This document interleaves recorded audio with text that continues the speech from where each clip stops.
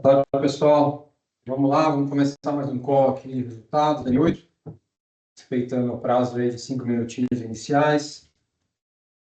Nós começamos hoje a falar um pouquinho dos resultados e comparativos entre os fundos da M8, primeiramente pelos fundos de FDIC, depois os fundos de renda fixa com exposição em FDIC e high grade, tá?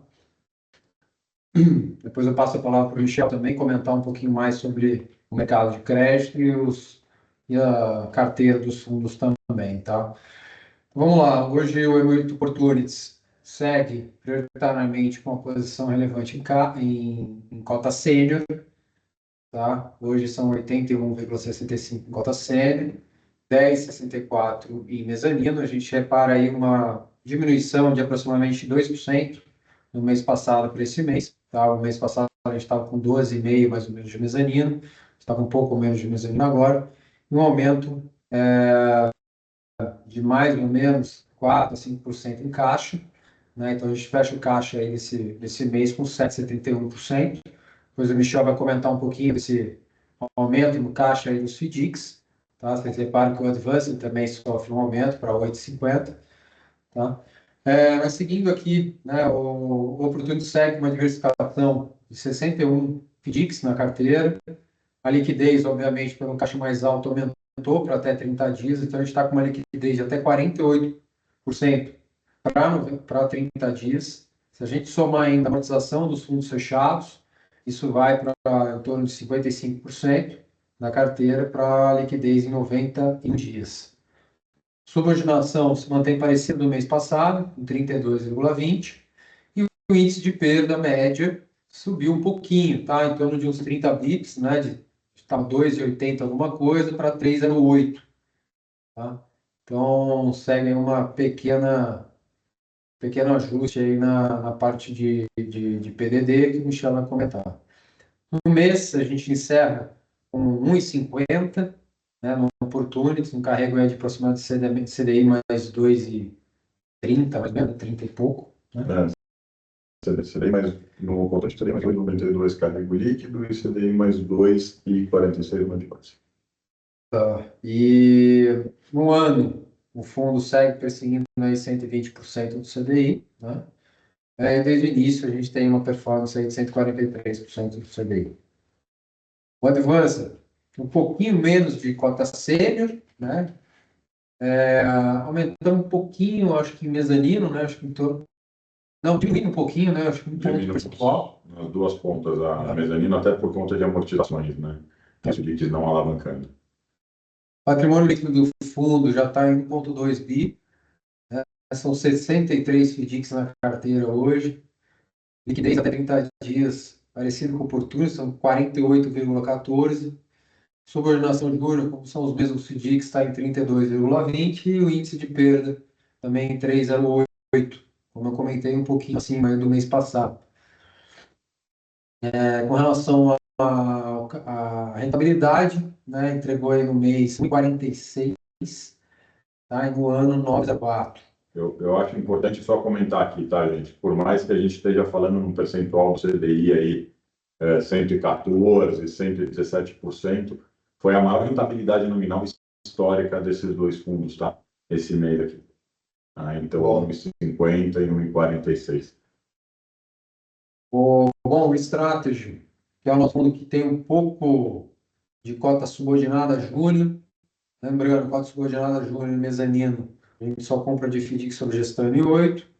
A PL desse fundo está em 195 milhões, são 36 FDICs. A gente teve um aumento no número de FDICs aqui, a gente estava em torno de 28 FDICs mais ou menos, a gente diversificou um pouco mais. Liquidez até 30 dias, né? O fundo dele 360, né? Está com 33%, então uma liquidez excelente também.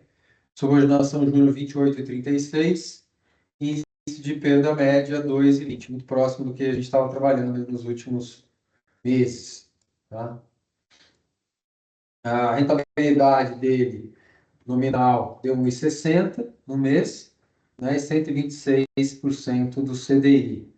Tá? No ano a gente segue com 10,43 e 134% do CDI. É um retorno que a gente estava já esperando, tá? Vamos entrar aqui em cada um dos fundos. Então, a gente vê a pulverização da carteira Opportunities. Aqui o índice que a gente não comentou no slide anterior é o percentual de FDIC sobre gestão M8. A gente está falando aí de 54% no Opportunities. Além disso, fundo aberto, a gente tem 40,32%, né? Que compõe o soberano de 7,71, que a gente chega nos 48% para liquidez até 30 dias. Lembrando que os FDICs abertos, eles pagam até 30 dias. Com relação ao Advanced, a gente repara aqui o percentual de gestão de FDICs M8, a gente tem um pouco mais ou menos 20% a mais do que o Opportunities, com 70, quase 75% de fundos geridos pelo M8, e a partir de fundo aberto, chega a quase 40, né, 39,65 e 8,5 de caixa. Tá? Hoje estamos divididos aí, é a maior posição hoje do fundo, a maior exposição é o caixa, depois os FDICs geridos pelo M8. O Strategy, né, que teve um aumento aí de número de FDICs, obviamente, o percentual de FDICs sobre gestão M8 é bem maior, a gente repara ali, quase 90% são FDICs da M8. Um pouquinho dos fundos de renda fixa, tá? M8 Capital Plus segue numa trajetória muito interessante esse ano, vem crescendo o patrimônio e vem entregando um excelente resultado para um fundo D32, tá? Hoje a gente tem uma carteira de aproximadamente 38% em cota sênior de FIC aberto, 23% em debêntures e quase 21% em letras financeiras dos principais bancos brasileiros. O caixa segue aí com um número razoável aí, entre 15% e 20%. Tá? Com relação ao prévio, a gente tem hoje teve um crescimento expressivo esse ano, né? O fundo a estratégia do fundo, né? O fundo master, está batendo aí quase 500 milhões de patrimônio. Esse fundo que está aberto no BTG, na seguradora do BTG, tem 335 milhões de PL. Hoje a maior posição está em debêntures, 31%, 24% em cota sênior, FIDC aberto, 22% em bancários. Com relação ao caixa, ele segue muito parecido com o caixa do Capital Plus, um pouquinho mais de CDB ali, tem ali 3,62 em CDB e o resto é título público e compromissado. Tá? Hoje o fundo entrega 103% do CDI no mês, né, mas o retorno nominal, como o Michel falou, de 1,32 e no ano 8,10. Tá? Desde o início, a gente segue aí perseguindo a nossa meta de retorno, que é entre 105 e 110. Desde o início, a gente está com 110% do CDI. Importante falar da Previdência. Nós abrimos aí um fundo na seguradora da XP, que vai investir no nosso fundo master, que tem essa estratégia total de quase 500 milhões de reais. Tá? O fundo já está aberto e pronto para aportes e portabilidades na XP. Aqui a gente complementa com o nosso fundo mais novo, que completa 6 meses esse mês de julho, completou 6 meses esse mês de julho, e a gente tem a primeira lâmina dele. Vocês vão observar que é um fundo que tem uma regularidade muito interessante desde o início. Ele vem perseguindo aí seus 105% do CDI, que era a nossa ideia do fundo desde o início. O fundo é D9, é um fundo de renda fixa, referenciado, tá? Cuja posição hoje é em debêntures, 37% em debênture, 23% em letras financeiras de banco, prioritariamente, e 18,84% em cota sênior de FDIC. Aqui, para ele ser para investidor em geral, ele precisa ter máximo de 20%, até o máximo de 20% em cota sênior de FDIC. Então, a gente segue, né, justamente com o nosso primeiro fundo aí para investidor em geral. E adaptado também para fundações e institutos de previdência. A caixa dele está em torno de 15% esse mês. né? A ideia dele é 15 a 25%, né? Por ser um fundo D9. Então, o fundo está disponível hoje apenas na plataforma do BTG e já tem uma performance aí, um patrimônio líquido, né, de 270 milhões e uma performance no mês a mês em torno de 106% do CDI. Tá? Esse último mês rodou a 107, com retorno nominal de 1,37. Eu acho, só te interrompendo, eu acho legal aqui, né, passando todos os produtos agora, falar que, poxa, para uma gestora de crédito, né, a gente está super feliz com a questão da grade completa, né? O yield referenciado é importante, ele é um investidor, é um fundo para investidor em geral, né, com mais liquidez, um prazo aí de 9, né? O Capital Plus, ele é um fundo para investidor qualificado, então o yield ele vai ter até 20% de FDIC, o Capital Plus ele vai ter até 40% de FDIC para investidor qualificado, por isso acaba sendo um fundo que é um D31, e os FDICs para qualificado, que é D91, e o Strategy D360. Então aí a gente compõe a grade de fundos de crédito da M8, né, incluindo aí, óbvio, o Previdência, né, que é 25% de FDIC, né? Mas é interessante a gente olhar, Ricardo, porque eles seguem, né, como a gente vai trabalhar muito a questão do carrego de crédito, a gente gosta muito da questão do carrego de crédito, que é o que a gente faz, né? A gente consegue enxergar nas rentabilidades acumuladas desde o início aquilo que a gente sempre fala, né? O Capital Plus aí trabalhando 115 a 120, o Previdência aí 110 a 115 e o yield referenciado, que é o fundo para trabalhar 105 a 110.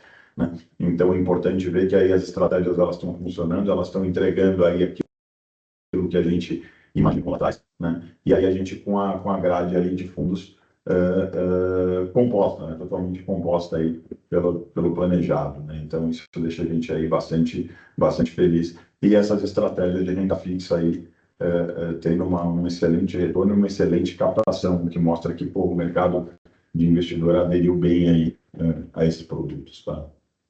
Com certeza, obrigado, Michel. Estou aqui entrando um pouquinho nas carteiras.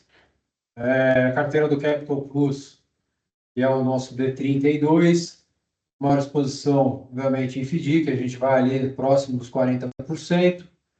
Letra financeira, hoje, principais, aí estão falando de Itaú, Caixa Econômica, Bradesco, Votorantim, são ativos aí que compõem aí a carteira de letras financeiras, em torno de 23%. A terceira maior exposição são títulos públicos, né, o caixa.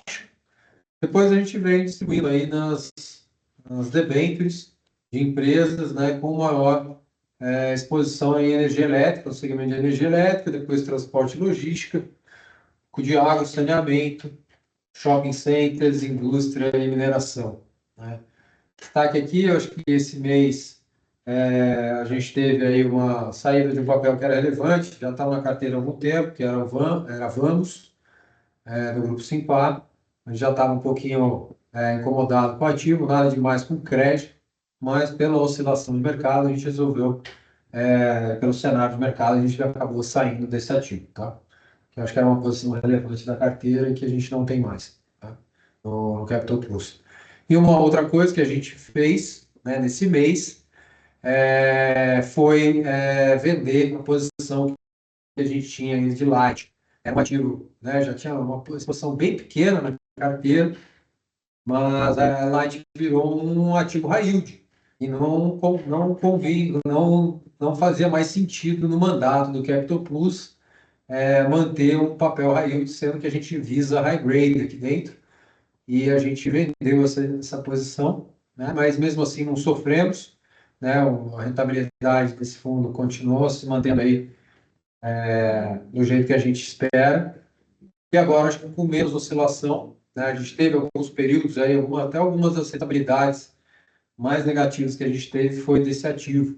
Então agora a gente está ainda mais tranquilo para entregar resultados aí com perenidade. Em relação à Previdência, a gente não tinha Light, tinha uma posição de Vamos, saímos também, né?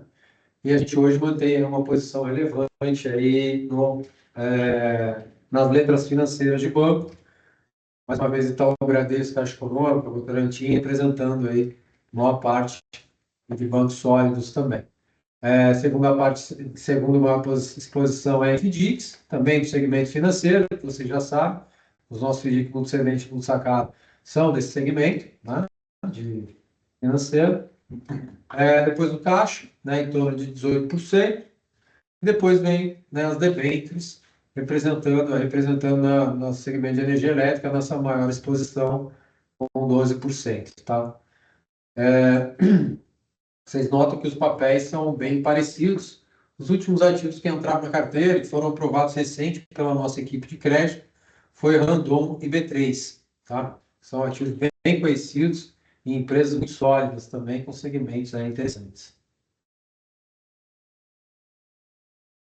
Carteira do yield, não sai muito do normal, do trivial nosso aqui. Obviamente, a posição de FDIC aqui cai um pouquinho, porque ela precisa ser abaixo de 20% para a gente poder estar enquadrado com o público em geral. Então, a maior exposição segue sendo nos títulos financeiros, Itaú, Bradesco, Caixa Econômica, tem um pouquinho ali de CDB do Mercado Livre. Energia elétrica já é o segundo maior exposição, as debêntures, né, desse segmento. Depois o FDIC, Caixa, com em torno de 15%. Depois o restante das debêntures em água, saneamento e demais setores aí da economia. Tá? E era isso por enquanto. Vou passar a palavra para o Michel, ele vai fazer alguns comentários, depois a gente abre perguntas. Eu também tenho algumas dúvidas aqui também que eu quero debater aqui com vocês. Bom, gente, vamos lá, boa tarde. Colocando um pouco aí a questão dos resultados dos fundos, né? A gente está bastante satisfeito aí com o trabalho apresentado, né? Eu acho que os fundos estão carregando bem, né? Em relação ao mercado esse último mês, né, a gente não teve aí muita mudança em relação aos acontecimentos que a gente já vinha falando, né? Eu acho que algumas pontas aí que precisam ser esclarecidas. Primeiro, obviamente, o aumento da liquidez, o aumento do caixa, diminuição de mezaninos e aumento de caixa em relação aos FIIs, tá? A gente dá aí, primeiro, são duas coisas, né? Primeiro, a questão macroeconômica, que eu vou falar um pouco mais para frente, né?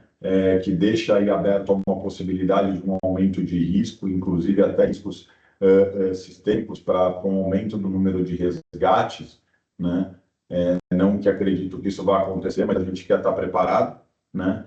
Quanto também pela questão do IOF, né? Onde a gente segurou aqui as alocações relacionadas ao IOF justamente para não gerar uma volatilidade, acreditando aí que a MP deve ser editada, né? Inclusive hoje o Haddad esteve no Congresso discutindo e a MP deve ser editada para FDICs que compram cotas dos FDICs. Então, em vez de gerar a volatilidade, a gente espera aí 1 2 semanas, né? Até um pouco mais, aí já fazem 3 semanas, segura esse caixa. Então, esses dois fatores acabaram aí elevando um pouco o percentual de caixa.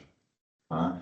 E uma diminuição pequena aí de cota mezaninos, até por conta das amortizações que a gente teve e do fluxo de captação menor dos FDICs, né? A gente vê aí os FDICs bastante conservadores em relação ao mercado. Mas, de resto, a gente continua, né, principalmente na parte de renda fixa, né, a parte dos FDICs, a liquidez está trazendo os spreads para baixo, então, o que hoje já está virando uma coisa normal, a captação dos FDICs, a CDS está 2,50, 2,80, a gente ainda tem um estoque de ativos aqui com uma rentabilidade um pouco mais forte, o que deixa a gente aí com uma carteira estável, mas se essa liquidez toda não passar, a gente deve ter aí uma queda nesse spread, tá? Outro ponto aí que tem marcado bastante a gente aqui é a falta, entre aspas, né, falta de ativos no high grade. Então, a liquidez desse mercado, bilhões entrando aí por meio do mercado de renda fixa, acaba mascarando muito a questão do pricing, do risco de crédito nas empresas que a gente tem visto. Então, isso é algo que também acaba deixando a gente, até nos fundos de renda fixa, um pouco mais receosos na entrada em novos ativos, até segurando ativos longos aí, para evitar uma abertura de curva, uma abertura de taxa e levar uma precificação na cabeça, tá? Então, é normal a gente ver agora, a partir de agora, talvez o caixa um pouco mais alto, mas assim, é preferível entregar um pouco do que seria uma rentabilidade agora, né, para não sofrer lá na frente e manter aí a nossa perspectiva de carrego. De novo, a gente não vai trabalhar mercado, a gente vai trabalhar carrego de crédito, né? Então, fora isso, a gente continua enxergando aí um risco de inadimplência alto, né? A gente, olhando a curva para frente, né, nós estamos falando aí até 27 numa curva aí de mercado precificando ainda acima de 14%, né? A gente não enxerga uma queda brusca na taxa de juros. Talvez um início de queda aí para o começo do ano que vem. O que gera para a gente um receio. Quem trabalha com crédito sabe, o problema não é a questão de taxa, a questão da queda da taxa e do melhor sentimento da economia lá para frente, e sim o quanto tempo essa taxa ficava, né? Então, a gente começa a ver ali 70% das famílias endividadas, isso prejudica demais o varejo, a gente está vendo um aumento expressivo nas recuperações judiciais, porque realmente as empresas hoje, elas não estão aguentando esse nível de juros tão alto, né? Então, tanto empresas quanto famílias, quanto pessoas físicas, isso está começando a pesar demais. Quanto mais longo é um platô de taxa de juros elevado, mais esse sofrimento acontece e as empresas chamam as RJs e as pessoas físicas começam a não pagar. Então, a gente está bastante de olho nisso, né? Essa conta de crédito, a gente vê muitas gestoras novas de outros mercados começando a trazer recurso, começando a trazer captação justamente para pegar um pouco do prêmio, e isso acaba mascarando demais o risco, né? A gente, como uma gestora que carrega crédito, uma gestora que gosta de carregar o crédito, a gente fica um pouco receoso, então isso acaba deixando a gente um pouco mais retraído, tá? Isso tudo em prol aí da segurança e mostrar uma consistência de longo prazo, tá? É o conservadorismo da casa mesmo, tá?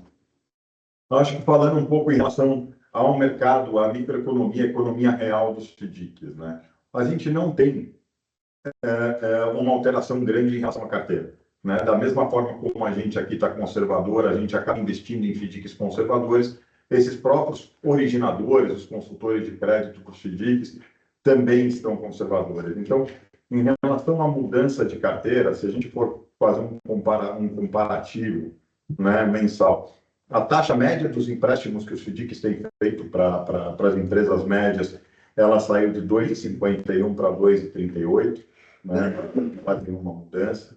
O caixa médio continua em 9%, era 9%, continua em 9%. A subordinação júnior de toda a carteira, né? Ela está aí acima de 30% ainda, mas também não teve nenhuma mudança drástica, né? Então, de toda a carteira de FDICs analisada, a gente está aí trabalhando próximo aos 32%, né? Rentabilidade de cota júnior caiu um pouquinho, né? Foi de 2,86% para 2,47%. Isso porque a gente teve um pequeno aumento no índice de PDDs, que foi de 2,67% para 3,13%. Normal, né? Foram algumas PDDs pontuais que tiveram alguns FDICs que subiram esse índice, mas a liquidez da carteira está preservada, tá? Porque a gente consegue acompanhar isso dentro das recompras, né, que são aquelas substituições de títulos que não liquidam da forma correta na carteira, e aí você tem que fazer uma recompra ou com outros títulos ou o próprio cedente para o tomador de crédito pagando isso. As recompras caíram de 2,98 para 2,75. Tá? Então, basicamente, a gente vê que a liquidez está preservada, o prazo médio de 63 dias, no mês passado eram 59, então a gente não vê uma mudança no comportamento dos direitos creditórios pulverizados. Tá? Agora, o que a gente enxerga aqui é um grande volume de operações em cima de uma carteira já existente, ou seja, você não vê novos cedentes vindo dos fundos, e sim os donos das cotas subordinadas, que são os originadores de crédito, os consultores, trabalhando aquela carteira que eles já conhecem, trabalhando muito mais dentro de casa, que é o que a gente está fazendo aqui, né?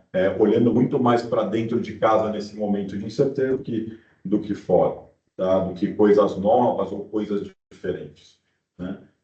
Bom, carrego líquido aqui, nós estamos trabalhando no Advance de 2,46, CDI mais 2,46, no Opportunity CDI mais 2,92, Nos fundos de renda fixa, Capital Plus 1,07, Capital Prévio 1,09 e o Yield 0,49. Né? Na Duration, 1,11 no Capital Plus, 1,22 no Prévio e 93 no Yield. Tá? Eu acho que, assim, como pontos principais, FDICs, multicedente e multisacado, a gente continua no crédito pulverizado com alta subordinação, tá? A gente está dentro desse processo, a gente não está mudando. Alguns fundos aqui de arranjo de pagamento, cartão de crédito, mas aqueles mesmos da carteira, nada de novo, tá? Nos high grades, tá? Conservadorismo total, seguindo a mesma estratégia dos FDICs, né? Olhando agora mais para bancário, né? Por mais que a gente enxergue a carteira hoje com uma posição em debêntures maior do que de bancos, mas é uma posição de carrego que a gente tem de lá de trás. Hoje, na questão das aquisições, por questão até conservadora, a gente está olhando mais para dentro dos bancários de curto, tá? Sempre primeira linha, mais do que nunca, né? E com curtíssimo prazo, tá? Então, de novo, a gente quer fugir de volatilidade, tá? Olhando um pouco o porquê dessa questão de caixas mais alto, ativos de menor risco, mantendo aí o jogo, né, da gestão de forma bastante simples e conservadora, tá? A gente continua vendo aí fora cenário geopolítico ruim, com guerras, com discussões, né, entre países. O fiscal do Brasil está péssimo. A gente agora está vendo aí gente, não vai reduzir custo, o governo não vai reduzir custo, principalmente faltando 1 ano e meio para as próximas eleições. Então, o fiscal provavelmente no próximo ano e meio continuará ruim. Tá? O governo ainda, principalmente agora a gente entrando nessa fase, né, a gente vai começar a enxergar a partir do começo do ano que vem, porque faltam 4 meses aí para acabar o ano, né, 5 meses, a gente vai começar a ver, e assim, esta eleição ela tende a ter uma polarização muito mais forte do que a passada, que já foi muito ruim para o país, gerando grande volatilidade. Então, a tendência lá na frente aqui no país não é boa. Tá? Guerra tarifária, né? Guerra tarifária. Você pega um país, a maior economia do mundo, onde o Brasil está querendo brigar de igual para igual com a maior economia do mundo, sem um país emergente. Então, você começa a ver essa guerra tarifária afetando principalmente os fornecedores, né, das empresas de high grade, o que pode gerar aí uma queda na produtividade. Não só isso, né? A famosa lei Magnitsky, né? Onde você começa a ver ainda uma maior ameaça a novos integrantes lá do STF, etc., criando uma crise maior ainda. Então, tudo, né? Tudo que a gente olha hoje aqui, se a gente for falar, pô, e daqui a 6 meses? Realmente a posição aqui da M8 a gente não sabe, né? Tudo indica para um cenário ruim daqui para frente. Né? Então, a M8 entende que não é hora de tomar risco. Não é hora de tomar risco no mercado, não é hora de tomar risco de crédito longo, não é hora de tomar um risco de crédito high yield, é hora de segurar do jeito que está, né? Prosperar desta forma conservador, por mais que não sejam as melhores taxas, a gente não está olhando para ranking, a gente está olhando lá na frente para o que pode acontecer e para o que existe um risco ali de acontecer. Tá? Então, a gente está bastante feliz em relação às alocações, está bastante feliz em relação à cabeça dos comitês de crédito aqui da gestora, né? Sempre olhando aí para esse lado conservador, conseguindo colocar, né, para o mercado o fundo de previdência na XP, conseguindo colocar o Yield, que é o nosso fundo novo aí, D9, para compor essa grade, e o mais importante, né, Ricardo, que eu acho que é um investimento em pessoas. Né? A M8 está agora passando por uma fase de forte investimento em capital intelectual, tanto para a área de crédito high grade quanto para a área de FDICs, justamente para atuar de forma mais pesada na questão do monitoramento e nos ativos que chegam para a gente olhar. Então, eu acho importante colocar isso. Né? São pessoas aí de várias áreas, eu acho que chega um momento aí desse investimento até para suportar esse crescimento aí da gestora, que, poxa, a gente atingiu agora nas estratégias de renda fixa 1 bi, né? Acho que também vale colocar isso, né? Então, compondo aí toda a base de crédito da gestora. Tá? Show, você falou um negócio legal aqui, que né, fiquei pensando aqui, né? A gente falou do alinhamento, né, a gente sempre fala do alinhamento de interesse aqui, né? Mas acho que é importante também comentar um pouquinho do alinhamento entre nós, gestores, com os originadores. Né? Você comentou aqui, eu até falei isso hoje numa reunião mais cedo também, né? A gente não vê um cadastro novo de cedentes, ou seja, novas empresas, né, virando clientes, né? Ou seja, cedendo recebíveis para os nossos FDICs. Né? A gente não vê um aumento disso nesse momento de mercado. Né? E do nosso lado aqui, a gente também, né? A gente olha e fala, pô, a gente cresceu, é interessante, estamos investindo realmente em capital humano, né? Essa é uma propositiva da empresa agora, né? E será para sempre, a gente sempre está conversando com pessoas novas, mas também a gente tomou uma decisão de, num cenário desse, né, mais complexo, que a gente não sabe muito o que vai acontecer, a gente também seguir com o mesmo formato que a gente tem hoje, o mesmo modelo de negócio. Né? Então, a gente segue firme no FDIC multicedente, multisacado, nos originadores que a gente tem. Né? Então, é um pouco disso, né? Eu acho que é um alinhamento entre gestor e originador, que é um segredo que a gente, um segredo, né? Um modelo que a gente desenvolveu, que eu acho que a gente deve seguir e passar isso para as pessoas também. Da mesma forma, o originador, que no caso, os FDICs que a gente investe são os cotistas júniores, eles vão trabalhar agora em empresas, eles vão mais retraídos na questão do risco, com empresas em que eles mais têm histórico e mais conhecem, é o que nós estamos fazendo aqui. Né? A gente vai trabalhar com aqueles originadores que a gente mais conhece. Então, hoje, para a gente investir na cota sênior de um FDIC, existe uma arrebentação a ser passada diferente do que era há 2 anos atrás. Sim. Né? Então, não que a gente não vai olhar. A gente tem que olhar. Mas eu preciso ser muito mais de forma pesada o histórico, passou por crises, como o fundo se comportou, como a carteira se comportou, olhar um pouco mais para dentro da carteira e dos processos desse originador, para ver se realmente aguenta o tranco de passar mais 1 ano e meio, 2 anos com uma taxa de juros alta, que é o que vai acontecer. Né? Então, olhar bastante para liquidez, olhar. Então, esse tipo de coisa, no fim do dia, é o seguinte: a gente acaba dando crédito para essas securitizadoras através da cota C em cima da subordinação, que é a nossa garantia, mas o risco é de crédito. Então, por mais que a gente não esteja na ponta, a gente precisa sempre estar olhando para essa ponta do processo do originador para saber se aquela originação, aquele monitoramento, aquela cobrança estão sendo bem feitos e se existe um processo naquilo. Né? Então, de novo, muito mais conservadores, né? Sabendo aí que existe um risco grande de você não ter uma melhora, inclusive de você ter uma piora no mercado de crédito nos próximos 2 anos.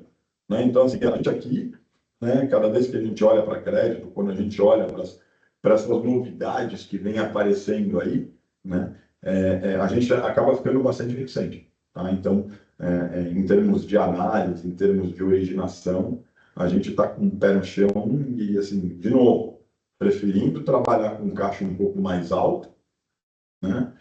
Com uma rentabilidade talvez um pouco mais baixa, mas de forma mais tranquila. De novo, problemas operacionais na gestão de FDIC, aquelas discussões de modelagem de operação e como a gente faz, a trava de imóvel, não tem problema, isso faz parte do jogo. O que a gente está buscando é não ter um problema de ficar preocupado com o quê? Com crédito, com algum FDIC que possa ter um solavanco, gere um evento de avaliação, ou gere algum risco de você perder o dinheiro de uma cota assim.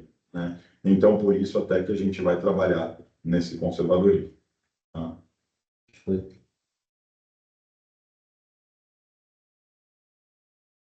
Uma outra coisa também, né, esse aumento não expressivo, né, de PDD, né, do mês passado para cá, né, de 2,70 ali para 3,08 esse mês, né, isso afeta muito a cota júnior. Como é que funciona isso, né? Tem uma relação, obviamente, bem grande, bem sensível, né, mas quanto que está, em média, o retorno das cotas subordinadas hoje dos nossos FDICs, e o que você vê isso para frente, né? Porque será que mês que vem vai aumentar um pouco mais ainda essa PD, vai diminuir essa cota júnior, ou como é final de ano, que tem uma sazonalidade, isso vai se ajustar? Né? Que você acha aí, sua perspectiva aí para o próximo trimestre, né? Você falou, falta 4 meses para cá, acabou de fazer 4 meses para acabar o ano. Então, o que você está vendo aí daqui uns 3 meses para o final do ano? Vamos lá, eu não me preocupo com essa PDD, até porque índices abaixo de 4% para a gente de PDD super tranquilo, né? É o que a gente espera. Só para ter uma ideia, né, a gente vai trabalhar sempre na parte mais conservadora. O índice médio de PDDs de multicedentes no sacado no mercado é acima de 7. Tá? A gente sempre trabalha aqui com índice abaixo de 4. Né? O aumento da PDD, obviamente, que ele cai direto na rentabilidade da cota júnior. Né? A gente teve aí um aumento de 2,67 no mês passado para 3,13 esse mês, que justamente vai de encontro com a redução da rentabilidade da Júnior de 2,86 para 2,47. Tá? Mas vamos lembrar o seguinte, o mês passado foi um mês de férias, foi um mês de menor movimentação, foi um mês onde as empresas acabam prorrogando, acabam não pagando, deixam para pagar depois. Então, é normal, tá, que você tenha nesse período esse aumento de PDD. Agora, em agosto, a gente deve enxergar aí uma redução, né, dessa PDD, mas talvez uma redução não muito brusca. Agora, geralmente, para o nosso mercado, a gente já começa a ver os FDIC se preparando e já começando a pensar em estratégia até de captação para suprir as necessidades do final do ano. Vamos lembrar que todo final do ano, os FDICs, eles são um veículo utilizado pelas pequenas e médias empresas para suportar aquela captação de final de ano, que ela é sempre mais forte. As empresas, o movimento de final de ano das empresas é sempre mais forte. E os FDIC já conhecem quais são as empresas, alimentos, bebidas, distribuição e etc., que tem aquele aumento expressivo no final do ano para suprir aí o período de férias e das festas. Então, a gente espera que a carteira, a qualidade da carteira, ela melhore a partir de setembro, né? Final de agosto, setembro, a gente já começa a enxergar isso, tá? Com um nível de operações, só para você ter ideia, tá? A gente operou aí no mês passado 2,5 bi, tá? A gente está nessa média de 2,5 bi, espero subir essa média para uns 2,7 bi a partir do mês que vem de setembro, tá? Então, o mercado de FDICs em si, você tem aquelas duas pontas, né? A ponta que está feliz e a ponta que está triste. A ponta que está feliz estamos chegando já no final do ano e olhando um movimento começar a aparecer nesse mercado. A ponta triste dos FDICs eles, além desse crescimento que eles precisam suportar, eles também estão tendo muito trabalho operacional. E isso a gente consegue enxergar no fechamento médio das cotas júniores que a gente teve agora entre os FDICs investidos. No ano, as cotas júniores, no primeiro semestre, a gente está com uma média aí de 16% de retorno. Né? Ele é um retorno bom, obviamente. Né? Se for fechamento do semestre, né? Exatamente. 15, ele é um retorno bom, mas ele ainda é um retorno aquém de um ano bom de crédito. Né? Até porque o CDI está 15, né? Agora, você está entregando 16, a gente está fazendo o CDI mais... Exatamente. Geralmente, quando o CDI estava 11, eles entregavam 30. Agora, quando o CDI está 15, se você falar num risco de crédito de cota júnior que está se apontando para 25, 30, por mais que pareça uma rentabilidade elevada, mas quando você está numa cota júnior, que você está diretamente vinculado àquela PDD e aquelas inadimplências, os 25, 30 com CDI a 15 passa a não ser tão bom. Né? Então, a ficar de olho nisso, a gordura, insubordinação, retorno ainda existem. Não existe, a gente não tem nenhum fundo na carteira que esteja aí negativo no ano, mas, de novo, né? Os 16% é uma rentabilidade muito boa, mas não para esse pessoal que está diretamente no risco do crédito. Né? Então, a gente está tranquilo em relação ao movimento dos FDICs. A gente está tranquilo em relação à liquidez da carteira, hoje ainda acima de 90%, só que o resultado dos FDICs em relação ao CDI vai ser menor. Da mesma forma como um Advanced, como um Opportunity, que a gente estava acostumado a ver esses fundos lá atrás a 124 do CDI, hoje entregam 117, 114. Né? Então, é normal, né? Vai seguindo o fluxo. Tá? Então, basicamente, eu acho que essa é um pouco da posição do que está acontecendo. Tá? Então, algum ponto de atenção para a gente notar aí com relação a alguma classe desses FDICs, né? A gente está falando de. A gente tem hoje mais ou menos mapeados aqui mais ou menos 12 tipos de FDIC, né? Consignado, público, privado, de precatório, ação judicial, imobiliário, agro, algum ponto de atenção para os FDICs monocedentes, que a gente sempre fala que é um risco, né, de uma empresa, uma empresa menor, com menos governança, menos diligência, e atrás e montar um FDIC e captar dinheiro no mercado como se fosse uma emissão de mercado de capitais super controlada, né, que a gente sabe que não é.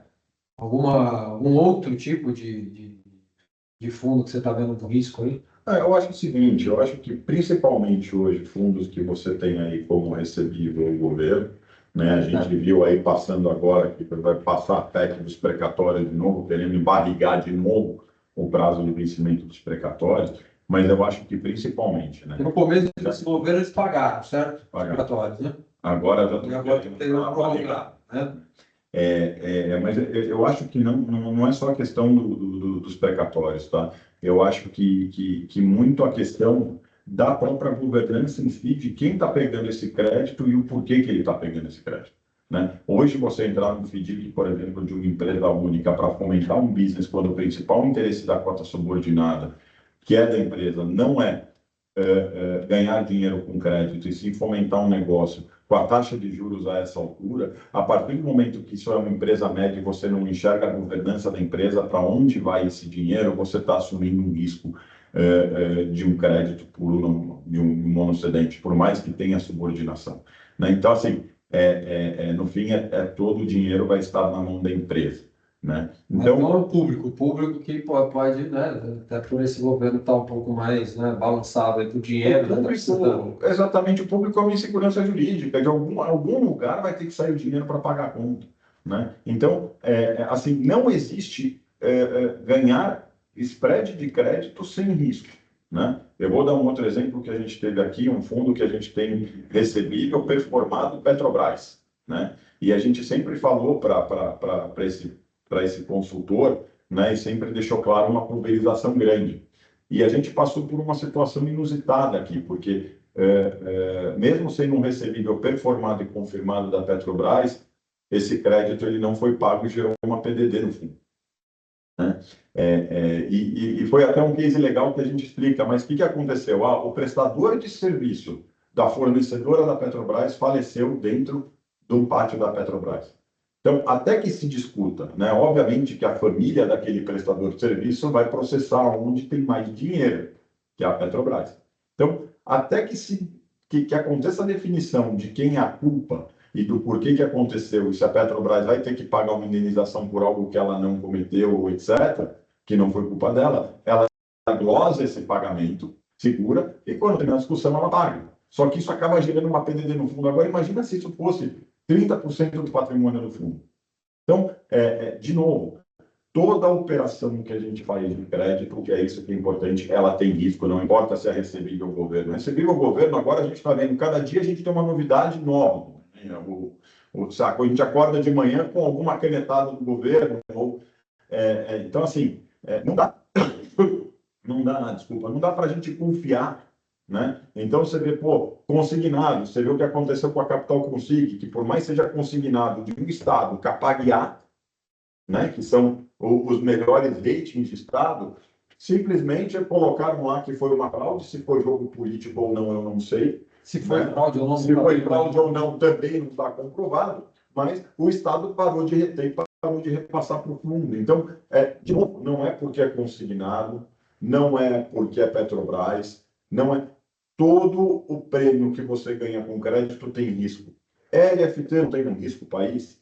Qualquer prêmio de crédito, de CDI, mais alguma coisa, quando você vai para o ambiente privado ou para o ambiente de crédito na ponta, existe um risco de você tomar uma invertida. Então, numa hora como essa que a gente tem um platô de 15% de crédito, né? Durante tanto tempo, onde quem estava apertado lá atrás está se apertando muito mais, esse risco começa a aumentar. E, de novo, por que está errado? Porque eu tenho um risco aumentando e um prêmio de risco de crédito caindo. Está errado. Então, esse é um... Isso a gente enxerga muito no high grade também, né? Para fechar aqui, eu acho que vale a pena a gente comentar do high grade um pouquinho, né? A gente viu aí diversas empresas que a gente passou em comitês nossos na sexta-feira e, assim, 70% a gente vê que não é possível aprovar, né? Porque está muito alavancado e a gente também, quando a gente olha o prêmio disso, né? Nem é no comitê que a gente discute isso, né? Já era um movimento da equipe de gestão, se vai comprar ou não vai. Mas, poxa, por que eu vou analisar uma empresa que não está pagando nada e é uma empresa que está super alavancada? É uma questão que a gente começou a pensar aqui. Falou, pô, será que vale a pena levar para análise uma empresa? Teoricamente é boa, né? Mas está com spreads, né? Igual você comprar um título público, né? E ao mesmo tempo, pô, né? Chega lá para analisar e a empresa está batendo cover. Que sentido faz isso? A conta é simples. Por que eu vou comprar um crédito privado de 5 anos que está me pagando 15,8% ao ano, se eu posso comprar um ativo que eu venho na hora, que é uma NFT que me paga 15%? Não faz sentido. Então, a atuação no high grade hoje, ela fica muito mais a cargo do secundário, de algumas oportunidades que surgem, do que sair entrando no primário. Não dá para você comprar um ativo a 15,80, a 15,5, se você tem uma NFT a 15. Não faz sentido você entrar num prêmio e pô, essas emissões novas que você joga lá para frente, você ainda está no risco de uma abertura de taxa.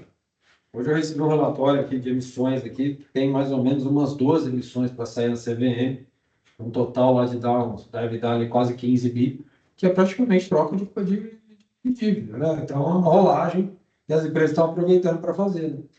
Exatamente. Algumas grandes aí, né? Mais de 3 bi, da Redditor. Aproveitando essa liquidez do mercado, né? Exatamente. Enrolando as dívidas. Bom, gente, acho que era isso, né, Michel? Tem mais alguma coisa? Nós já cumprimos aqui. Tá bom, gente? Agradeço aí demais a presença de todos. Uma excelente semana para vocês. Da outra vez a gente deixou passar dúvida. Tem nenhuma hoje? Não, hoje não. Tá bom? Agradeço aí a presença. Gente, obrigado. Valeu, obrigado. Até a próxima.